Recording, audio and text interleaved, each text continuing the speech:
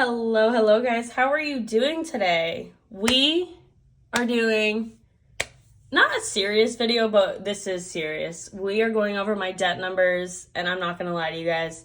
This is the highest amount of debt I've ever been in, and it's very unfortunate. I'm very disappointed in myself, but I also have to remember that this is a very hard time to be alive, and if you've seen my videos before, I've talked about a little bit about it. If you're new here, hi, hello. Basically, last year really kicked my hiney.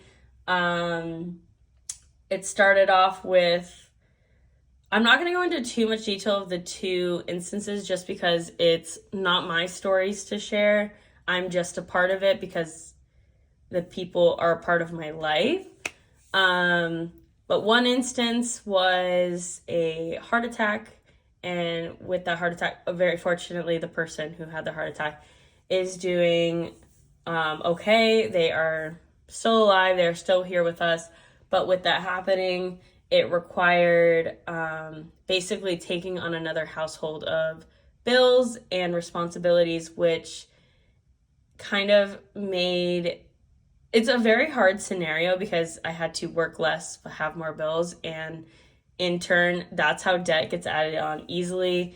It happens. And then the other one was a situation that required attorneys. So if you've ever dealt with attorneys, you know that can be an expensive time. So two expensive things. And then also, I think it was like summertime, my car had to get work done on it, and it totaled over like $3,000 of work. So you're gonna see that added onto debt too, and I will explain that. But let's be honest and real here. This is terrifying. It's very terrifying, not only to talk about your journey with money, because obviously everyone has opinions of what works best for them, and like debt, and people don't understand credit cards and how people can get into credit card debt. I wish I could tell you guys I went on a great vacation and insert the pictures for you guys of why I got into debt, but the reality is it's just things that added up, like, groceries, gas, cleaning stuff, things to survive. But like I said in, my little budgeting nuggets video, the biggest thing with debt is you just have to sit down and you have to look at the beast. It's scary. It's scary when you see a big number. This was honestly, for me, as someone who's paid off a good amount of debt, to go back into even more debt was a very hard reality. And it's a reason why I haven't shared the number for a few months, just because I had to come with two terms with the fact that, it happened. It's unfortunate, but I can't wait to get back in the groove and get paying things off again. So let's go over my numbers, friends. I have a little sheet for us. So February 2024 debt list. This was as of earlier this month in February. This was the list I write every month. I like it because obviously you can see what's going down. If you use something, what went up, and kind of pinpoint everything, and keep a nice track of everything. So I went back and forth whether I was gonna do this video on what I owed February 20th, which, if you didn't know, that was my birthday. So I was like, should I do it from like when I'm 29? But I said to myself, you know what? This is the highest debt I've ever been in. Let's go from this number. This is our starting number, and we are gonna pay this off. And this is not gonna be easy if this is going to be very realistic. I'm not going to lie to you guys. I am in a tight spot financially month to month right now with jobs transitioning, and I actually hurt my ankle at the beginning of February. I am now close to 3 weeks since the incident happened, and I am just now able to start walking normally again. So if you don't have an emergency fund, let this be the reminder.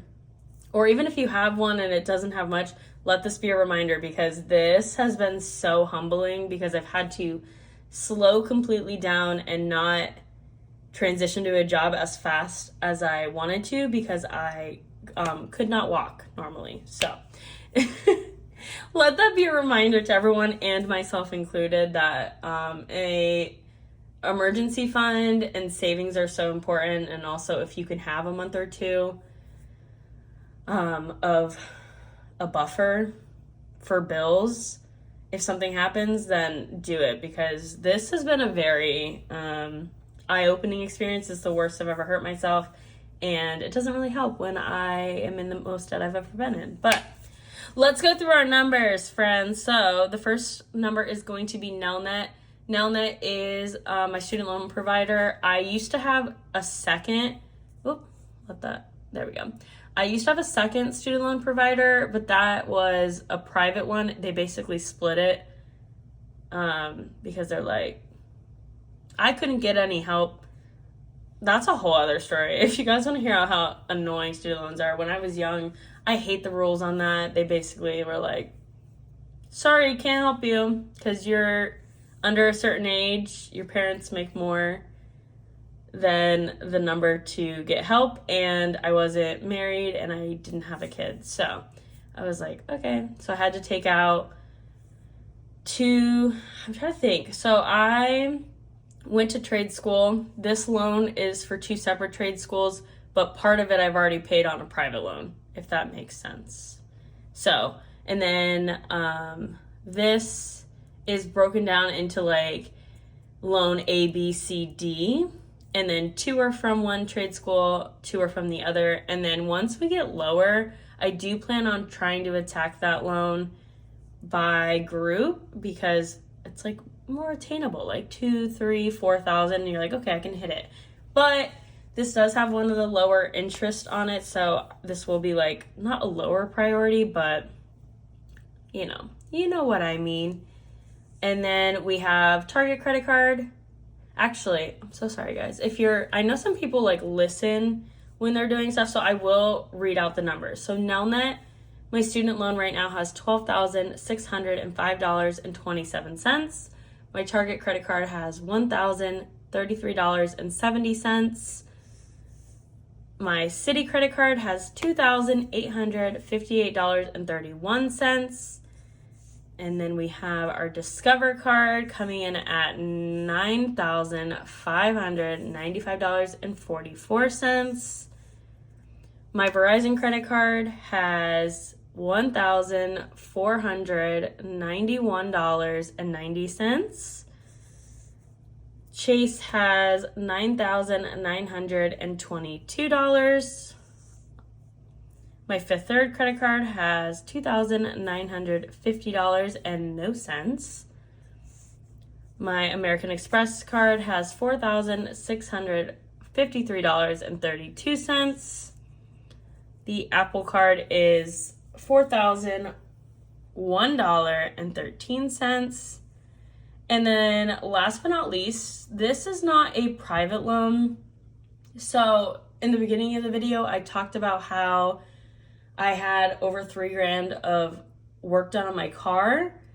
I had someone very close to me in my family pay for my big car repair bill at the mechanic, and then told me I could just pay them back because they knew what I was going through last year. And it was very sweet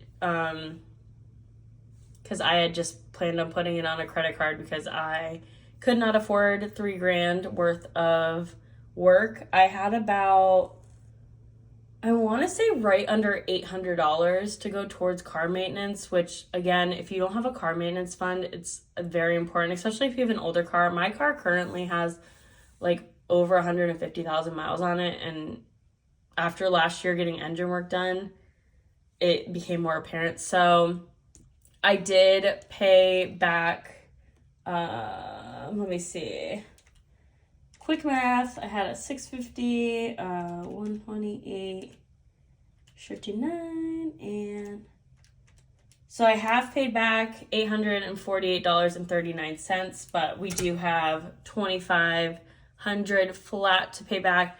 This does not have a due date, an interest rate, or an expected payoff, because again, very fortunate. And yeah, the car stuff sucks. So our grand total, guys, the most debt I've ever been in. Are you guys ready for this? It's scary. I am in $51,000, $51,589.29 of debt. It is a lot. And, you know, I'm already waiting for the comment of like how stupid I am. I get it. Trust me, this is not something I would choose for fun. And it's really hard. It's very disappointing, especially when I was on track paying stuff off and then life happened. I feel like I blinked and suddenly we have this high of debt. So if you guys want to follow along the journey and you're not already subscribed, I would appreciate it so much. I'm going to try to keep you guys updated.